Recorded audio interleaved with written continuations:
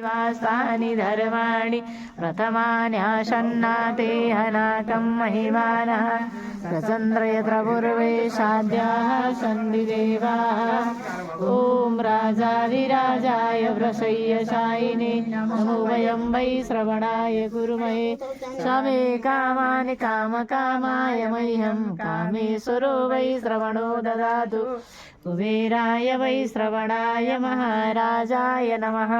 ॐ विश्वतचक्षुरुतः विश्वतो मुखो विश्वतो बाहुरुतः विश्वतस्पात् सम्बाहुभ्यां दमति सम्पतत्रैर्द्यावा भूमि जनयन् देव एका सेवन्तिका वकुलचम्बकपाटलाब्जैः पुन्नागजातिकरवीररसालपुष्पैः बिल्वा प्रवाल तुलसीदलमञ्जरीभिः त्वं पूजयामि जगदीश्वर मे प्रसीद।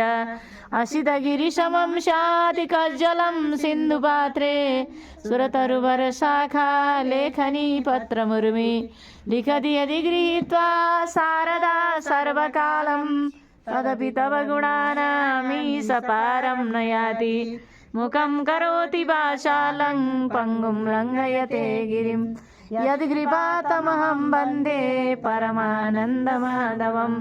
कायेन वाचा मनसेन्द्रियैर्वा बुद्ध्यात्मना वा प्रकृतिस्वभावात् करोमि यद् सकलं परस्मै नारायणायेति समर्पयामि।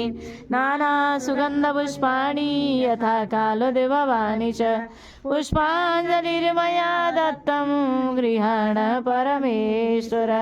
मन्त्रपुष्पाञ्जलिं समर्पयामि श्रीपुराणपुरुषोत्तमाय।